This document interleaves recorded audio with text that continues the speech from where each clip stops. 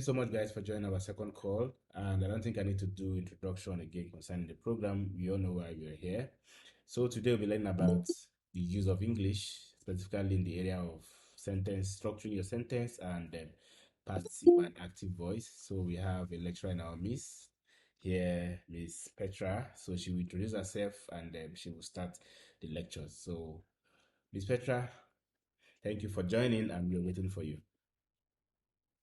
Thank you so much, Mr. Wisdom. Good evening, everybody. Okay, can you hear me? Yeah, I can hear you. Who else can hear? Yes, we can hear you. All right. Yes, we can hear you. All right, good evening. Tonight we'll be talking on technical writing, sentence structure, use of English. If you want to be, how will I put it? If you want to write well as a technical writer, you don't just write haphazardly. You don't just cut and join words and then put it out for people to read. It has to follow some rules. Concord. I'm sure you've heard something like Concord before, right? Has anybody heard of anything like Concord before? Yes. Yes. Yeah, let's Concord. please. Yes, you don't say, oh, because I'm writing, what's it called? I'm writing maybe for engineering or medical intent, like you want to write for medical medical professionals or engineering professionals. Because of that, you no longer care about how you construct your sentences. So to do technical writing, you have to follow some rules. So today we are going to look at some of the steps that you're going to follow to produce a very clear piece of writing. So without wasting our time, let's go to our slides. Can you all see our slides? Not yet. No. Yeah. So can we be responding in the chat to be much organized, please? Okay, can you see the slides now? Yeah, I can see the slides. Yeah. Let's use the chat, please. Let's use the chat, please. So we'll be organized. Okay, all right. So let's talk about the parts of speech. You all know that before you can commence any writing, you need to use words, true or false, true. You need to use words before you can write anything at all. And then where do these words come from? They come from the parts of speech. When we talk about parts of speech, we don't just we just mean words. What do you even understand by parts of speech? Parts of speech are groups that you place words like according to the functions that they perform. We have the words that name things. We have the ones that describe the actions that you perform. We have the ones that describe. So each word that like their functions, we place them in a class, in a particular group. So that's what parts of speech means. So for you to do a good technical writing, you need to know where like the groups you're getting each word from. Let me take for an example. You want to write something, let's just say education. We have education, we have educate, we have educational, so you need to know where these words, the parts of speech they fall into and how to use them. You don't just use them haphazardly. You don't just okay, where you're supposed to use education, you now use educational. Or where you're supposed to use educate, you now use educate alike. So these are the things you need to watch out for in your technical writing.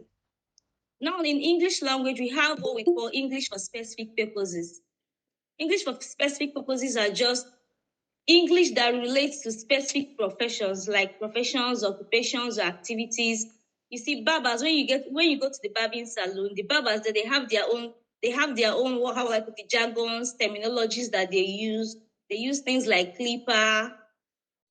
I don't know some of the other terms. I'm not a guy, so I don't cut my hair. So when you go to the hospitals, they have their own language used. They talk about the surgical equipment, how like MRI and some other things, some of these other hospital languages.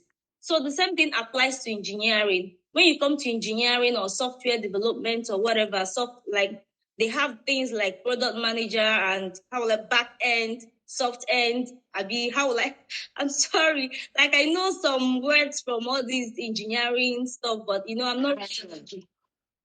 Eh? What did you say? Front end. Okay, front end and back end, right? Exactly. Yes. Exactly. Yes, front end And and full back stack. end. Yes, there's JavaScript, there's Python, there is, you name them. So these are some of the, how will I put it, registers for the engineering field. So when you're doing technical writing for some of these professions, there are particular registers, vocabularies that you use. This is all for English for specific purposes. Mr. Wisdom shared a document with me, an article with me on technical writing. And as I went through that, was a piece of article, I found out that some of the things they relate to software engineering. So, and that is a very brilliant piece of technical writing.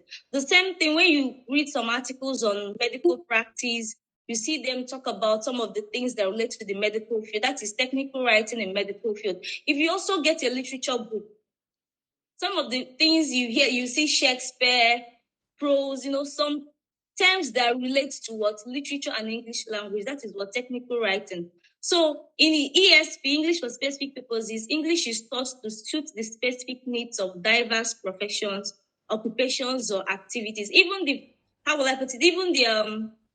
the guy by the roadside that repairs your tire when your car tire spoils. They also have registers that pertain to their field. So that is what technical writing. So now we've hinted on some parts of speech, the nouns and naming words. Whatever it is you're writing about, you need to know the appropriate names, the names, you don't just write in a way that people will be guessing. Is it this? Is it that? Everything has a name. You have to call things by their name. Whatever it is that you want to write about, you need to know their names. You need to, and then in technical writing, you need to use verbs that show action. We all know that verbs verbs are action words. We know this, right? We know this much.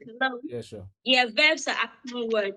So when you're doing technical writing, it's the verbs that show, it's the verbs, the action words that communicate to your readers what you want them to see or what you want them to feel. So you choose the right words, strong verbs that will communicate your ideas and make your writing clearer. And then adjectives are descriptive words. Like when you talk about old, beautiful, handsome, but adjectives that pertain to your field. So you use these adjectives so that, adjectives have a way of, how will I put it, drawing presenting a clearer picture. When you say somebody is old, haggard, dejected, it paints a kind of image in your listener's mind. That's the same thing it does technical writing. So whenever you're doing technical writing, you need to use your adjectives very well so that you can convey whatever it is you have in mind properly to your readers. And then we have the adverb. Adverb gives you more information about the adjective and about the verb, or even the fellow adverb. Like when you want to say he walks slowly. I'm sorry I'm using English terminologies. Like I said, I'm not an engineer, so I wouldn't know. I don't have much of engineering examples to give you. But then when you say he walks slowly, walks is already a verb.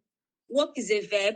Now when you now say slowly is telling you the manner in which the man or boy walks. So you need to use your adverbs very well. And then pronouns. There's what we call pronoun antecedent. Like you've already mentioned something. Now when maybe say the computer is an electronic machine. And then you can't continue using the computer. You need to replace it with a pronoun. So whatever pronouns you're using should rhyme with the gender and the number. Let me give you an example. You say the computer is an electronic machine. When you now want to make another sentence, you don't say he stores data. Are we together? Hello? Yeah, sure. Yes. Yes, when you now want to say computer is an electronic machine, yes. When you now want to make this next sentence, you don't say he stores data. He is used for the masculine gender. She is for the feminine gender. You use it for something inanimate. That is pronoun antecedent. So when you're doing your technical writing, make sure that you use the correct pronouns to represent whatever it is you're writing about. And then we have the prepositions. Prepositions, they show relationship between a noun or pronoun and other words in a sentence. So you want to show relationship, like the bell is on the table. The bell is the noun, table is the object, like shows relationship between nouns and pronouns and other words in a sentence. And then, of course, conjunctions. So in technical writing, conjunctions are very important. I'm going to show you how important they are, like as we progress. Conjunctions are very important. Conjunctions are used to join words, phrases, or clauses together. So, in technical writing, you need to join a lot of sentences. You don't just, it's not really advisable to keep writing simple sentences. The computer is this, the computer is that. You need to vary your sentence length. So we are going to look at sentence structure later. So, and this is where conjunctions come in. You use conjunctions and transition elements to link your sentences together so that they can be coherent. Are we together? Yes. We together? Yes, we are. About parts of speech. I'm assuming that we have an idea or background information about parts of speech. So I'm not really going to go into it, but do you have any questions at this level before we move to the next stage? If you have a question, just let me know so that I can go ahead. So I don't want everybody to start asking at the same time. So just wait, let me know. Any questions so far? Just drop it in the chat, yes or no, then I can pick on the person. Okay, all right. Okay, no. Let me progress now. Okay, now the next one, we're going to look at the sentence structure.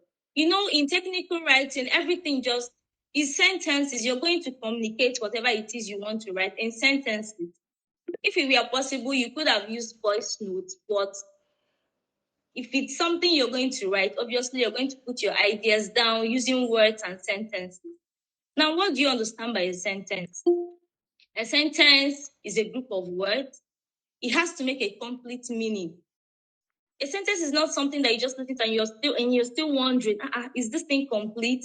What are you trying to say? Like, a sentence has to be complete in its meaning, and then it has to be either a question, a statement, or a command. For example, if it's a question, it has to be something like, who invented computers? That's a question. It's complete. It makes a complete sense. Anybody that, even if somebody, I just said, who invented computers? Anybody that is passing understands it, even if the person doesn't know the answer, but the person understands the question that I asked. The person understands that, this thing makes meaning. I want an answer. That is a sentence. Now, a statement, say, something like, who invented computers? Please, engineers in the house, help me. Who invented computers? Hello? That'll be a long question for today. You can continue. I think it's Blaise. Pascal Blaise. Pascal Blaise. So, okay, let's just assume it's Pascal Blaise. Because the internet might tell you Charles Babbage, I wouldn't know. So let's just say Pascal Blaise invented computers. That one is a statement on its own. It makes complete sense. It has a subject, it has a verb, and it has a subject and a predicate. So a sentence can either be a question, it can be a statement, or it can be a command. Something like stop. Anybody that's passing and you say stop, the person understands what it means. If you say get out, the person understands what it means. If you say the man is my father, the person understands. If you say, will you give me your pen? The person understands. It's complete in itself. It makes complete meaning. So that is a sentence. And when we talk about subject means the performer of an action. The person that performs the action in a sentence. That is what subject means. And then the predicate means from the verbal group, like the verb in the sentence, just from the verb to the object. Object is whoever it is that is, whoever, it could be a person or a thing that is receiving an action. Let me give you an example. You said, the man killed the cat. The man here is the performer of the action. He's the subject. The cat receives the action. So it's the object. So now we say mastering the act of constructing refined sentences is essential to a good technical writing. So when you master how to construct refined sentences, I'm not talking about all these, there are some articles you read and it seems like this article is, you just be wondering, was this article written by someone in primary school or secondary? Like, it's not really refined. Maybe how they join the sentences and their transition elements and everything. It's not really coming together. So if you master the act of constructing refined sentences, like you will make your technical writing. Technical writing, it pertains to a particular field. So it's not everybody that knows what you're writing about. Like, take myself for an example. If I read an article that has to do with engineering, software, development, and all of that, I may not really understand what it all means. But if the person that wrote it has a way with words, knows how to use words, combine sentence structures, use appropriate words from the different parts of speech and all of these things, I may be able to flow with that writing, even though it's not my field. Are we together? Yes. Are we together? Yes. Yes. Together. All right. Okay. So knowing how to construct your sentences, it will help you to communicate your thoughts better. So now we've already defined what a sentence is: a group of words that makes complete meaning, and it has to be a question, a statement, or a command, and you have a subject and a predicate. I've already explained this much. Now, what is now the sentence structure? A sentence structure could now mean how you now arrange your sentences to follow the subject, the verb, the object. Like the example I gave earlier, the man killed the cat. The man is the subject, killed is the verb, the cat is the object. But some other people may change it to OVS, killed the cat, the man. I mean, it's still part of the sentence structures in English language. But this one, they use it, how will I put it, for maybe poetic effect or to have a kind of effect on the readers or listeners. Do you understand? But mostly, we use the SVOs, subject, verb, object. Now, another definition of sentence structures could mean any of the 4 types of sentences. We have 4 types of sentences. We have the simple sentence, we have the compound sentence, we have the complex sentence, and we have the compound complex sentences.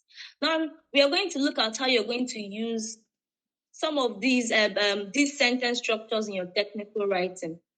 It's not really advisable to use just simple sentences, or the computer is an electronic machine, the computer stores our data, the computer does this. I mean, it doesn't look refined. So I'm going to show you what each of these sentence structures, like how they are used, or rather what they mean, and then the right way to vary your sentences. Are we together? Yes. Yes. Okay. So, like we already said, I already gave 2 definitions of sentence structure. Like, it could mean how you pattern your sentences to follow the SVO pattern, or SOV, or VSO, anyhow you want it to be. Or sentence structure also means the 4 types of sentences. We have the simple sentence, the compound sentence, the complex, and then the compound complex. Now, the simple sentences. A simple sentence contains an independent clause and presents one single idea. Simply put, a simple sentence, it just presents one idea. When you read or hear a simple sentence, only one meaning, one idea comes to mind. Let me give you an example. When you say something like, the computer stores our data, it just contains one idea. But if I say something like, the computer stores our data and maybe it does one other thing, it now has 2 ideas. Are we together?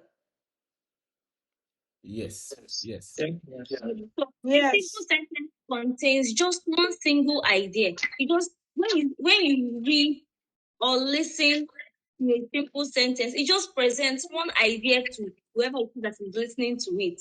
So, and it is, a simple sentence contains an independent clause. Now, what do we mean by a clause? A clause is a group of words. Like, an independent clause is, we have clause, we have phrases. Clause is like a group of words that have that has a final verb, and then it could make a complete meaning or it could not make a complete meaning. That's a clause. A clause is like a group of words. You have it has to have a verb for it to be called a clause. And then it can make a complete meaning, or it may not make a complete meaning. Let me give you an example. If you say something like, while he was cooking, it has a verb. While he was cooking is the verb there, like it's the verbal group there. But it doesn't make complete sense. It's a clause, but it doesn't make complete sense. While he was cooking. Because once you tell somebody while he was cooking, the person will not be like, what now happened? But if you say the bell rang, it makes complete sense. So the bell rang is a clause. It has a verb. The verb there is rang. It's a clause, but it's independent. It makes complete meaning on its own. But while he was cooking, it doesn't make complete meaning, even though it has a verb. But if you now join it together, while he was cooking, the bell rang. It now becomes an independent clause, a dependent clause, both of them join together to make one sentence. It becomes one sentence, but with two clauses. So a simple sentence just has one independent. You know what is independent? When you say I'm independent, it means you can stand on your own. You can take care of yourself. You don't need anybody. So a simple sentence contains an independent clause. It presents one idea. It means that sentence, it can stand on its own and make meaning. It doesn't need to be attached to anything for it to achieve a complete meaning. So now when a clause is independent, it makes a complete meaning and is a complete sentence on its own.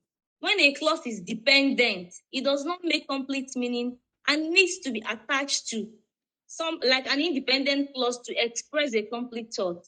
Now, you can also call a dependent clause a subordinate clause. I already gave you an example. So examples of independent or simple sentences are when you say computer stores data.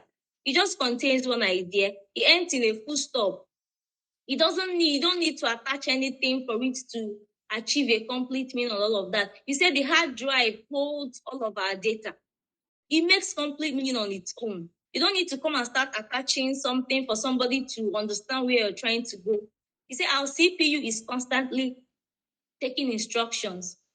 It's complete on its own. You don't need to add, anything at all for it to achieve its complete meaning. That is a simple sentence for you. Now, compound sentence. When you hear that something is compound, what do you understand by that? Just two. Are we together? Yes. Are we together? Yes, definitely. Yes. Yeah. Yes. Compound. When you hear that something is compound, it means that thing is two, double.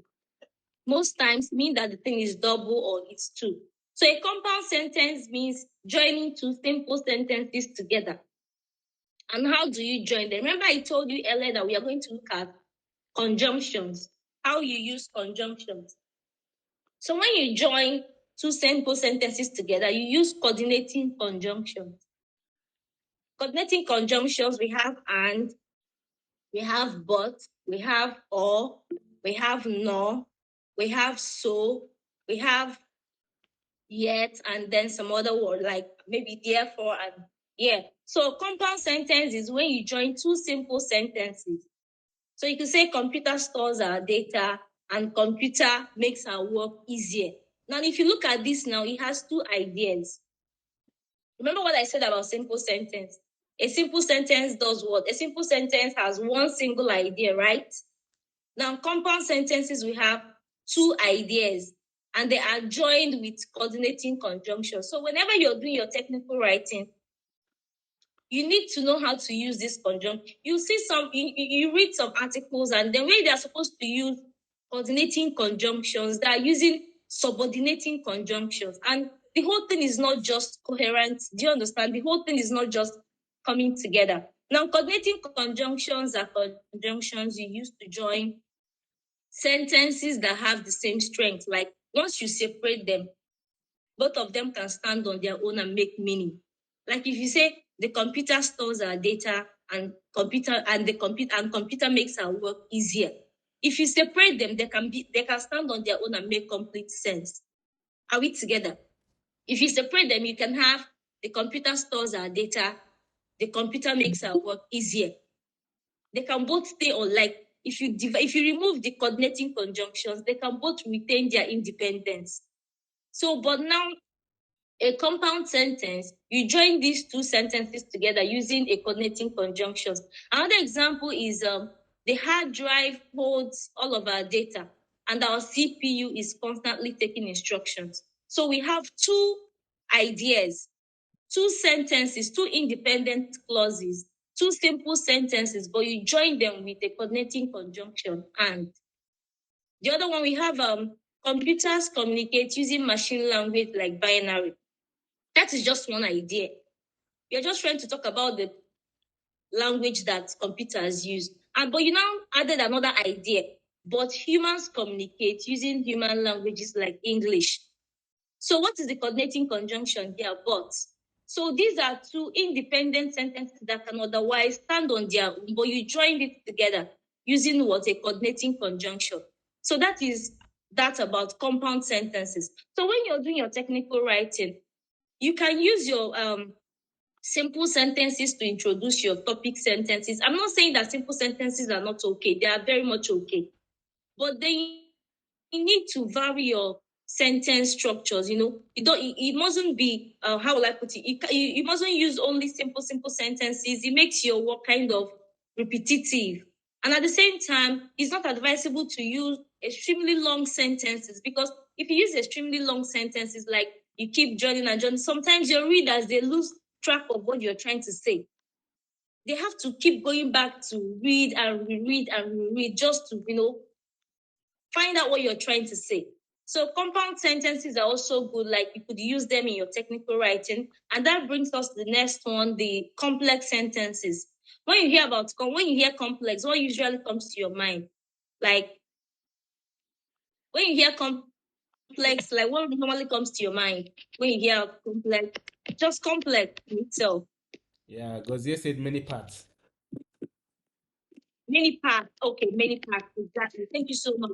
So a complex sentence now exactly this one has many parts, if I have to put it that way. So a complex sentence contains one independent there means one simple sentence, and then two or more subordinate clauses.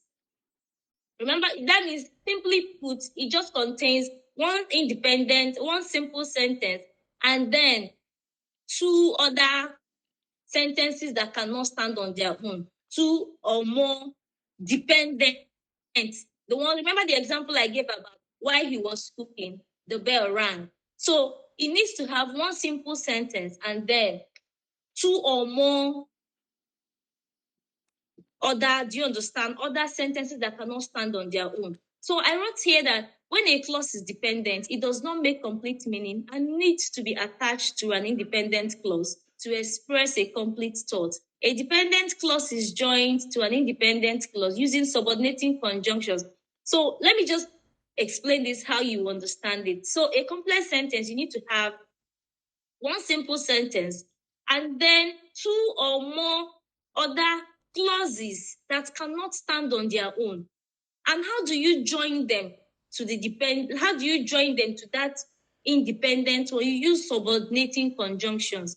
You know what is subordinate? If like, I don't know if some of you like work in your offices, if somebody say, oh, he's my subordinate, it means something that is under, right?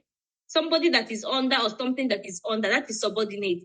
So when you hear about subordinate clauses, it means they are under another one that is independent.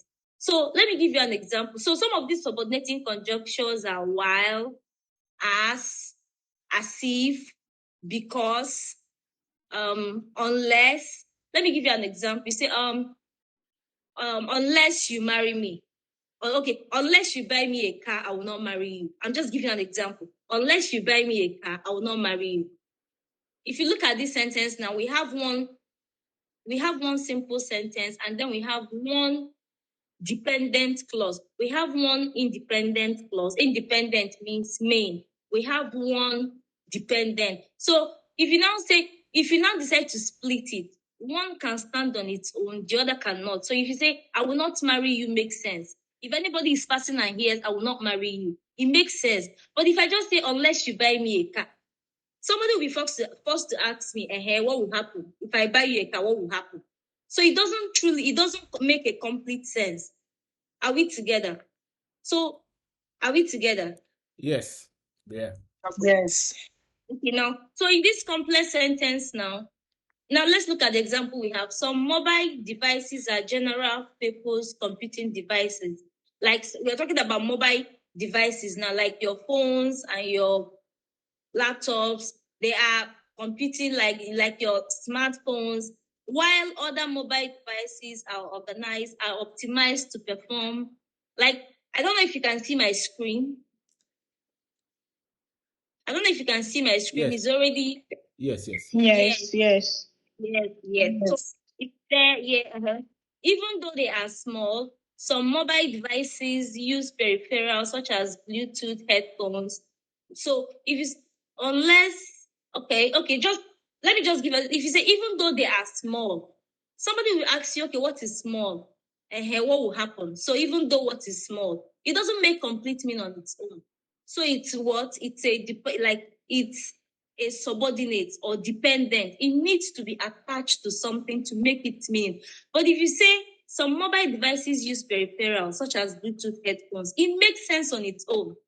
So that one is independent. It stands on its own. It makes meaning on its own. But if you now say something like, unless they are within their safe operating temperature range, somebody will now ask you, what is within a safe operating temperature? What are you talking about? It doesn't make sense. That is the word dependent clause. And you now use unless. Unless is the subordinating conjunctions you're using to add it to the main. But if you say something like, don't charge or discharge your rechargeable batteries because batteries can swell, rupture, and sometimes even catch fire, it makes sense to whoever it is that is listening to it. But if you say something like, unless they are within their safe operating temperature range, it doesn't make complete sense. The person will be, expecting more information. That is a complex sentence for you. So in a complex sentence, if you split it into parts, you need to have one independent. So in your technical writing, you need to also include complex sentences. Complex sentences, they help to relate ideas. They help to relate, parts, show relationship. Like when you now say something that unless they are within their safe operating temperature range, it helps you to relate this idea to the next one. And then when you use complex sentences, and then you put you put the subordinate clause in front, automatically you're placing emphasis on the main clause at the end. So these are some of the things you need to watch out for in your technical writing, how to bring these things together so that you relate your ideas better. So after the complex sentences, we now have the compound complex. So in a compound complex sentence, it means you need to have two simple sentences. You need to have two simple, that is two independent clauses, and then at least one subordinate. So you need to have two that can stand on their own when you separate them, and one that can't stand on its own. So you now say, before the manager arrived, the engineers had already designed the product and the team had launched it. So if you now decide to split this sentence into parts, we now have the engineers had already designed the product. It makes sense on its own. If somebody is passing and you say, the engineers had already designed the product, the person understands what you mean. If you say the team had launched it, the person understands what you mean. But if you say before the manager arrived, somebody will be expecting you to provide more information because it doesn't make complete sense. So in this compound complex sentence, we have two independent clauses, that is two simple sentences, and one dependent clause that cannot stand on its own to make complete meaning. So as a technical writer, you know that whatever it is you're writing is peculiar to your field. If let's just assume that all of us are engineers and we are writing about coding or programming, it won't take a lot for us to understand whatever it is you're writing. But some other person out there that you want to, be a partaker or participate in whatever it is you've written, You need to link your ideas, in a way that, they can flow with your writing, they can flow with you. If you use too much of simple sentences, it becomes repetitive. If you use too much of, complex sentence, like, trying to do, or how will I put it, complex sentences and compound, there are some sentences you will see. I don't know if any of you have experienced, you see some sentences, 4, 5 lines before you see the full stop. You keep reading a sentence, reading it, like just one sentence, many commas, like there will be many commas, many transition conjunctions, and then maybe 5 lines later before you see the full stop. What normally happens to me when I encounter such sentences, that I'll keep losing track of the main idea. I have to read the first clause, understand what it means, read it, because if you use too much of long or complex sentences, readers tend to lose track of what it is you're trying to say. So it's just necessary that you vary your sentence length. Okay, now we move to the next one: guidelines for successful technical writing. Know your intended audience. If you want to write for people that are at the university level, you know that there are some words you use for them, registers are used for them. If you want to write for, how will I put it, experts or advanced, programmers, or how will I put it, senior experts, there's your intended audience. You know how to put your words so that it can, deliver the effect that you want it to have on them. Then you plan ahead. So while a simple sentence can be effective,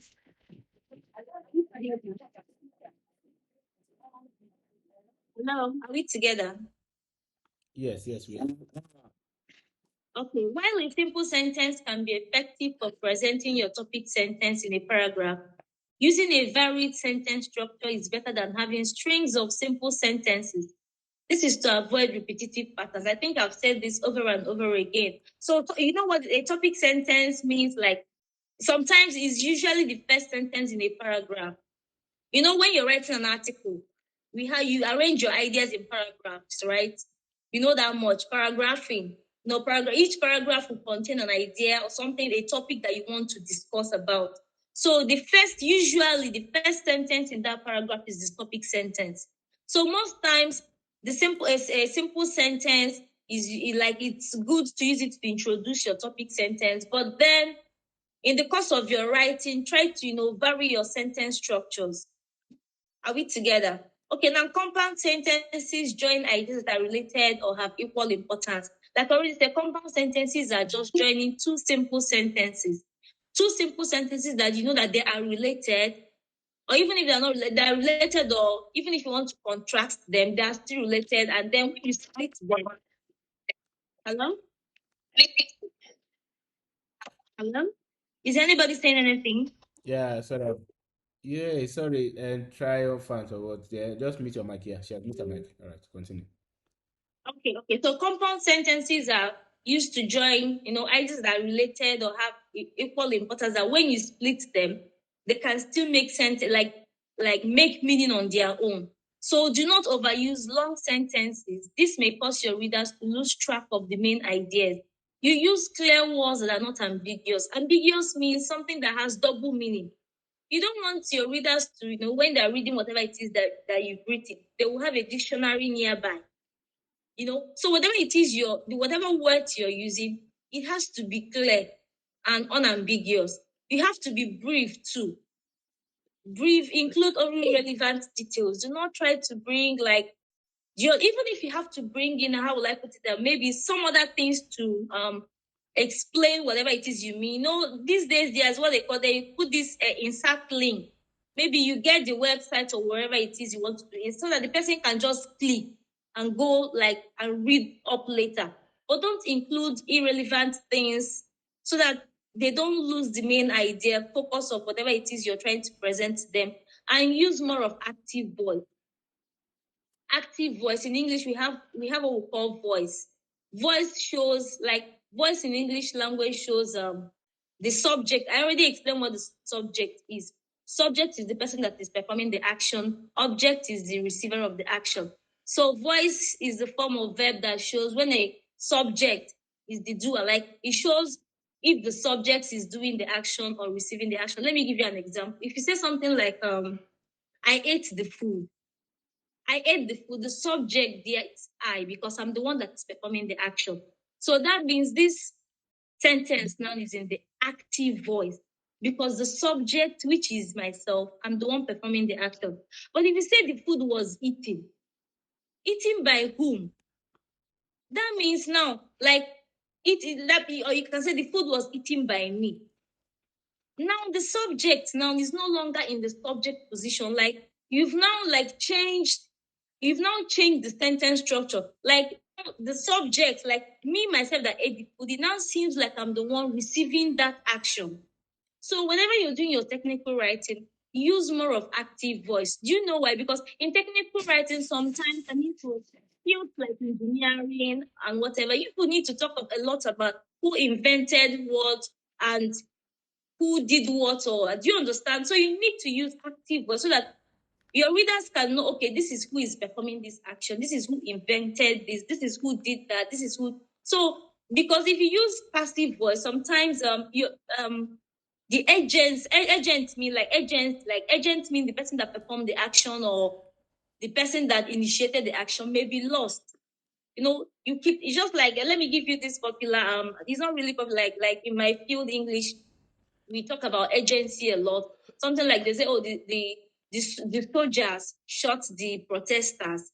If they say, newspapers, most times they normally use the passive voice because they want to hide agency, people that perform the action.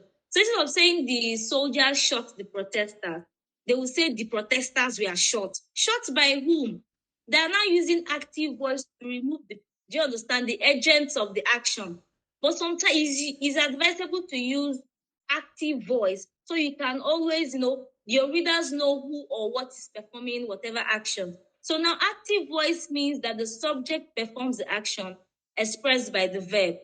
In technical writing, it's advisable to use more of active voice so your reader knows who does what, and then you're emphasizing the agent of that action. For example, I wrote something like Charles Babbage invented computers. If you look at it now, who performed the action? Charles Babbage. So you don't need to come and start. But if you say computers were invented, by whom? Do you understand? You leave your reader wondering, okay, who invented it? Who did this? Who did that? Now you say, I designed the website. It gives you what? Like, you are claiming responsibility. I did this. But if you say the website was designed, it's in the passive voice. Nobody knows who performed the action.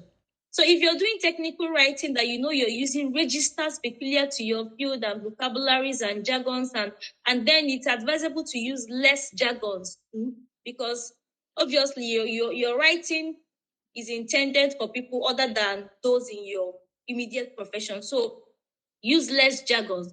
So and then use more active voice so that people can know who did what, when, and where. Okay, now passive voice shows that the subject receives the action depicted by the verb. So how do you form the passive voice? You just use the form of the verb to be. The verb to be, we have is, we have was, where, and then past participle. You already, like, past participle means like something we have eat, ate, and eating. Like, eat is just the normal verb. I eat food every day, present. I ate the food last night, past tense. She had eaten the food before I came, past participle. Like swells, swollen, like past participle. So that's how you form the passive voice. So passive voice, instead of putting the subject in the subject position, you kind of change it in such a way that it seems that the subject is the one receiving the action. So passive voice is used to avoid repetition. You like to avoid repetition, trying to say, oh, Charles Babbage invented the computer, Charles Babbage did this. Sometimes you use it to avoid repetition. But where necessary, please use the active voice. So you use passive voice to avoid repetition, or when the actor of an action is not known. Maybe you don't know who performed an action. So you use passive voice. Or even when you know, you want to hide the agent of the action, whoever it is that performs. So that's when you use the passive voice. Now look at the examples I gave. Computers were invented. If you say computers were invented, it's in the passive voice. the website was designed is in the passive voice. You've removed the agent or subject or actor, the person that performed that action. So for your technical writing, please use more of active voice and then passive voice where necessary. Okay, now this brings us to what concord. So whenever it is you're writing your technical writing, you need to make sure that there is agreement. You can't use a plural verb for a singular subject. I already explained what a subject it is. The person or thing that performs an action. So you can't say, I'm looking for an example. Okay, the motherboard holds our computer together. You don't say the motherboard holds our computer together. The motherboard is one. We're talking about one motherboard. So it is one subject. You need to use also, it is one subject, a singular subject.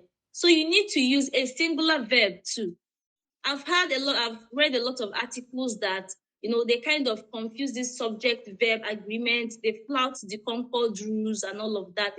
When I read things like that, sometimes I just shut down. I don't want to read any further because it kind of, maybe because I studied English language, the thing just kind of messes up my mood and everything. So whenever you're writing, whatever it is, even if you have to give somebody to maybe proofread it or edit it or something, please do that because it also, how will I put it? It also convinces your audience that you know what you're doing. So make sure that the subject and the verb, they agree. If you're using a singular subject, please also use a singular verb. If you're using a plural subject, please use plural verbs. If you look at the second example I gave, the motherboard and RAM are components of the CPU. I can't say the motherboard and RAM is components of the CPU. It doesn't make sense. So this is not the rule of English. So make sure that subject, verb, they agree. Now we have the proximity concord.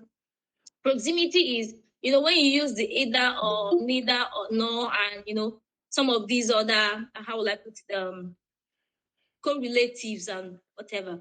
So when you use them, make sure that the verb you use also, it agrees with the subject. Look at the example I gave here. Either John or I am to be held responsible. If I were to maybe do a sample or take a poll and ask some of us what is supposed to be there, the verb we're supposed to use there, some of us may say is, either John or I is to be blamed, is to be held responsible. But in proximity concord, the verb you're supposed to put, supposed to tally with the noun or pronoun that is closest to that verb. Look at proximity concord. In a list of nouns or pronouns, the choice of verb is determined by the noun or pronoun closest to it. So either John or I am to be held responsible. So if you now read it in another way, it becomes I am to be held responsible. If you put is there, you can't say I is to be held responsible. It doesn't make sense.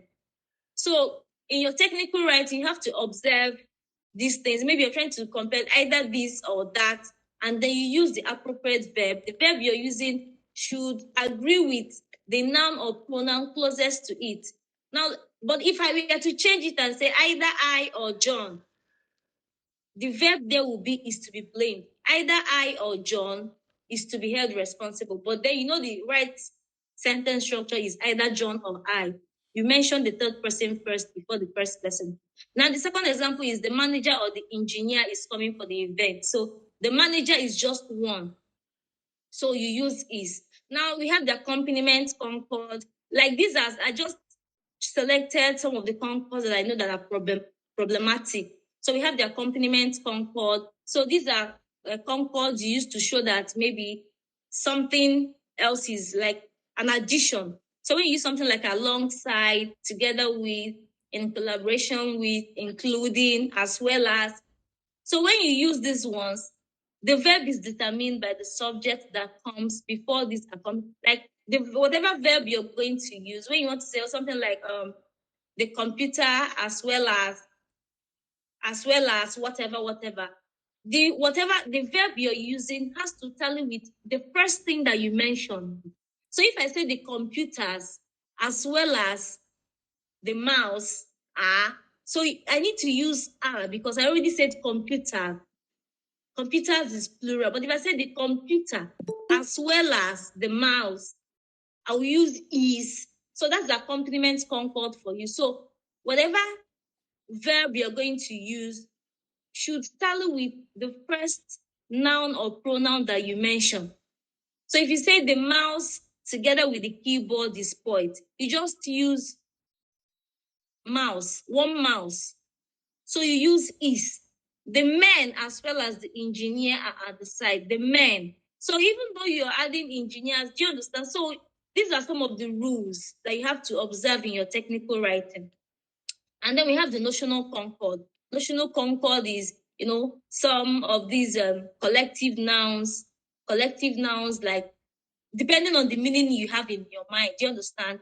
That will determine the verb that you choose. Instead of the committee decides who stays. In some instances, you can use the committee decide. In another instances, you can use the committee decide. If you're talking about the committee and you're talking about the committee as individual people that make up the committee, you use the plural verb. If you're talking about the committee as a unit, you use the word singular verb. So something like the police, you say, the police are here. You don't say the police is here, unless you're saying the policeman is here. The police are here. The police is your friend, because you're talking about the police now as a unit. And then we have punctuations. Yes, punctuation. This is very, very important. You see some sentences that they have run-on lines. There's no punctuation, no commas, no full stop, no nothing. You don't even know where to stop reading. So you just read in your head, you're the one that is adding all the full stop and the punctuations for the writer. So you end every sentence with a full stop, question mark or exclamation mark as it fits. Then you capitalize the first letter of the first word in the sentence.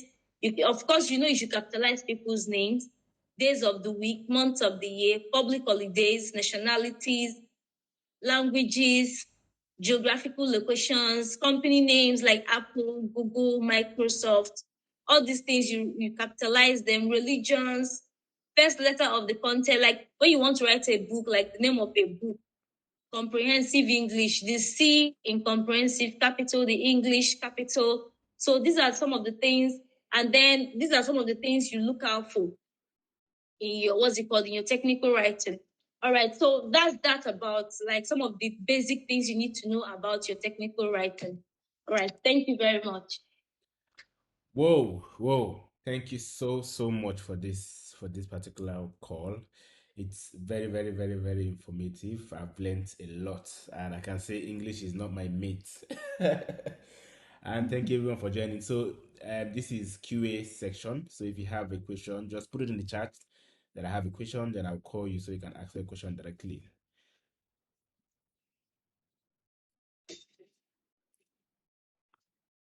Just put it in the chat that I have a question.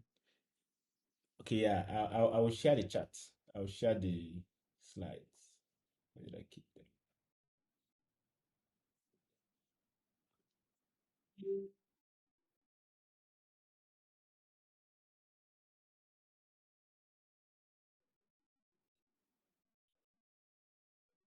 So, please, do you have any questions? Yeah, like I know they're kind of. Reminds me, I just remember topic sentences. Okay. So, any questions so far? I know many people are kind of wondering how they will ask questions with this. We have so much to learn within an hour. It's really informative. So let's come with our questions, please. I know we learned one or two things, probably things we've been doing wrong. So let's just come with our questions. Okay, Ekemini. All right, let's go. Let's go with you first. So Ekemini, can go ahead with the question. Okay, good evening. Can you hear me, please? Yeah, sure. Yes, I can. Okay, thank you very much. My question is on with regards to Concord, the one proximity Concord. So you said proximity Concord. It's the choice of the verb we use is determined by the noun closest to it. And one of the examples you gave was that the manager or the engineer is coming for the event. So the verb is there was determined by that engineer there. So let's take, for instance, hello, can you hear me, please? Yes, I can hear you. Okay, so let's assume we had something like the manager or engineers. So is it safe to say we could use are there, like the manager or the engineers are coming for the event? Yes. It's correct. In proximity concord, the verb that you like, the verb is determined by the noun or pronoun closest to that verb. So that it is done in such a way that when you split it, like remember the example I gave earlier, either John or I am to be held responsible. If you take that, like the last part of the sentence, like independently, becomes I am to be held responsible. Are we together? Do you understand me? Yeah. If you say the man or the engineers are coming later, if you take it separately, it becomes the engineers are coming later. Okay. Do you understand? Okay. That's how you work. Yes.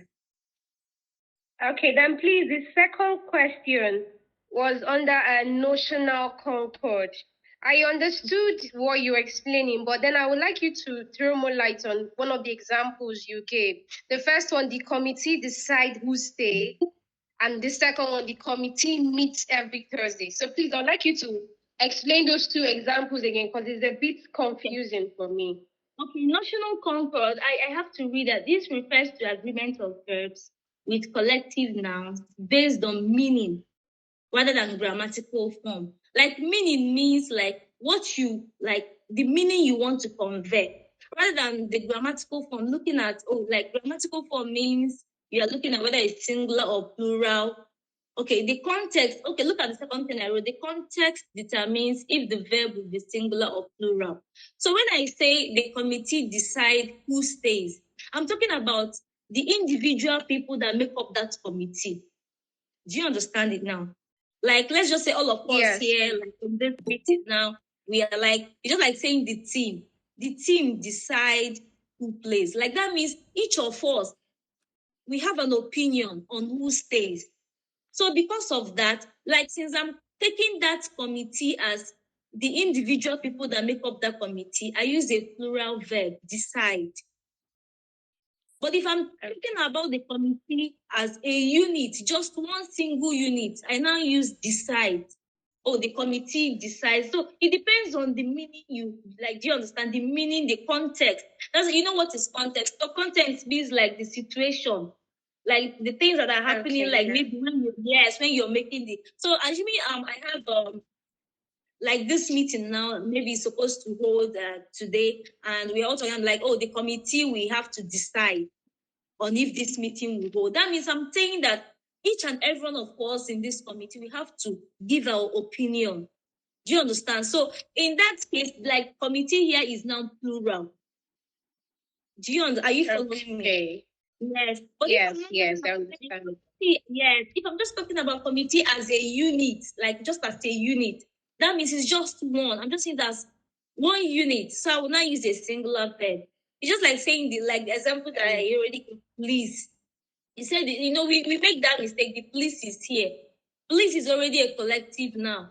So if you say police, the police are here. But if you want to say one police, say the policeman is here. If you say the police is your friend, you're talking about the police force as a team, like as a unit. So that's the notional, what is notion? The notion you have in mind, like the meaning. Do you understand that the context will now determine whether you're using singular or plural? Is that clear at this point? Okay. Yes, it's clear. Thank you very much. Okay. Somebody asked the question, is there anything wrong with saying the work was done by me? No, there's nothing wrong with that. But this is what's it called? The work was done by me. This is a passive voice. Like this sentence is in passive voice. If you want to put it in active voice, it would be I did the work. If you say I did the work, you're emphasizing like yourself as the agent of the action. But if you say the work was done by me, this is now what? Passive. So, okay. Is there, by the way, singular verbs takes S, while plural verb doesn't? Exactly. Habib, Makusota, yes. Singular verbs, they take S. I have this friend. Yeah, she's still my friend. She thinks because she thinks, how will I put it? I don't know, when she wants to say something like, oh, I like something, she'll say, I like this bag. I likes. I don't know why she does that, but then, the first person, I don't know, this is just, I don't know, first person, like I, use first person and then plurals, they use the plural verbs. Like when you say I, you don't say I loves you. You say I love you. It's just always assumed that the first person is plural. So, but then the second person, like he, she, it, you use like he loves her, she loves him. You use the singular verb. She decides who stays. He decides who goes. But if I'm talking about myself, I say I decide. You decide. They decide. Do you understand? So the singular in English language, the singular uses s. But the mistake that people do is because they think nouns. Nouns, to form the plural of nouns, you need to add x, right?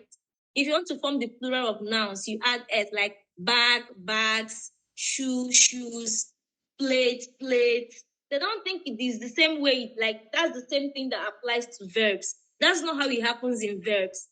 Verbs is the opposite. The plural do not take s most of the time, and then the singular take s. So instead of saying, "Oh, he liked the bag," you now say he likes the bag, because that's just how it works.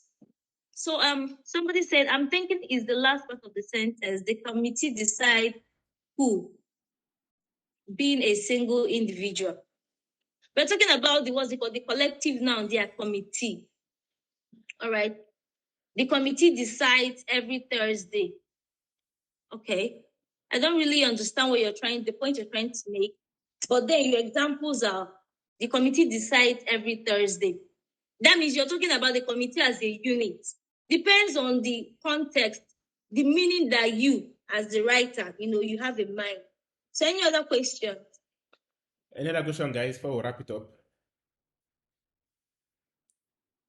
This is the use of English, so we need to bring our questions because technical writing is writing in English for this particular program. No, we can use other languages to write technical articles, but for this program it's English. So, and I know I've learned a lot myself, like a whole lot, and I know many of you will have questions. But anyways, if you don't have any question now and you think you have later, I will create a form for that, for you to add the questions and for you to wait this call so that I can send the questions to her, then probably send the answers down to you. So since we don't have any question for now, okay, Barry say, Petra, I really like how you ask if we are keeping up with you. Are we together? I'm going to adopt it. English is the business language of the world. Is it too late for me to talk about style guys now? I'm up for it if you are all out. Okay, Barry, it's a bit late here in my side. This is 9 p.m. and people are already tired. So maybe we can reschedule your call for that.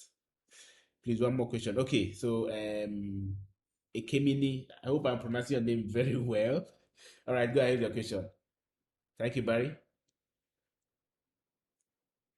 Ekemini. Go ahead to your question. Yeah. My name is Ekemini. All right, go ahead. Ekemini, I love your name. Okay, thank you. Okay, my question is this. The active and the passive voice. I observed that when the active voice, the subject, that's the doer of the action, comes first. And then the passive voice, the object, the receiver of the action, comes first. Now, is it possible for us to have a sentence where, let's assume, the verb comes before the object or the subject? Let me use one of the examples you gave. In passive voice, the website was designed by me. Is it possible to have something like designing of the website was done by me? Is that still a passive voice, or it's not proper to do that? Yes. It's still a passive voice. It's still in the So passive we voice. can do that if we want to. Yes, it's still in the passive voice. Yes. Okay, thank you. All right, so okay, one last call. Any other question before we wrap it up? Okay. Barry Byron, please, maybe I don't know. Could you reach out to me? Could you maybe explain? He said he's going to bring out a Google form. What you mean by style guides? Okay. That's not directly to you more because she's one of our speakers. So Okay. yeah. All right. So we don't have. Do we have any other question? I have a question, please. Wow, Okay. I'm happy we have a guy. Okay, my question. Sorry, I got caught up with stuff, so I joined halfway. But I had this question prior to the class. I'm not sure if you mentioned anything related to this. So I've had the opportunity to write some sort of, I say, guides, game guides, user guides. But one question still baffles me is that what is the right font to write in as a technical writer? Because I know different writing, they have different fonts, like the standard to write in and maybe the standard font size, a guideline in that regard. Okay, thank you for that question. I can hear you. Hello. Okay. Okay. While I may not have maybe an accurate answer to that, I know that usually when you're doing any form of formal writing, you are usually advised to use maybe Arial or Times New Roman and font 12. But then, if it's, how will I put it? If a company like has awarded this contract to write this thing to you, I think it's safe you ask them the font that they want and then the style. Do you understand? So you don't just act on your own. How will I put it? On your own. I don't know if you understand. I think yes. I think it's safe to ask them. But I do know that in formal writings, sometimes like people are advised to use maybe Times New Roman, Arial, and maybe font or thing, as the case may be. But it wouldn't be like wrong to ask them, please, like to get more information. Do you understand? So that you don't misrepresent their ideas and intention. All right, yeah. So add to that, we have our one of our speakers that can explain that more to you, which is Barry. She's here, but maybe she can reserve the question for her own session. So she'll be talking more about the style guide, writing style guide, where you talk about the guide to use in writing. Yeah, you have the Microsoft style guide, you have the Google style guide, we have the Apple style guide, and we have so many other style guides. So she will talk about those style guides and probably how to create your own style guides too. So reserve that question for her. That question more like for her, then she would answer that. All right, so thank you, Petra, so much. And please, let's appreciate Petra because she took her time to teach us like kids. You know, she took us from elementary down to the highest level. And I can say for sure that, or for free, that I learned a lot. So thank you, Petra, once again. We appreciate your time. We appreciate everything. Thank you so much. And thank you guys for joining. And this call will be recorded or has been recorded. So I'll have to stop the recording now. Then a few minutes from now, I would have to put it on our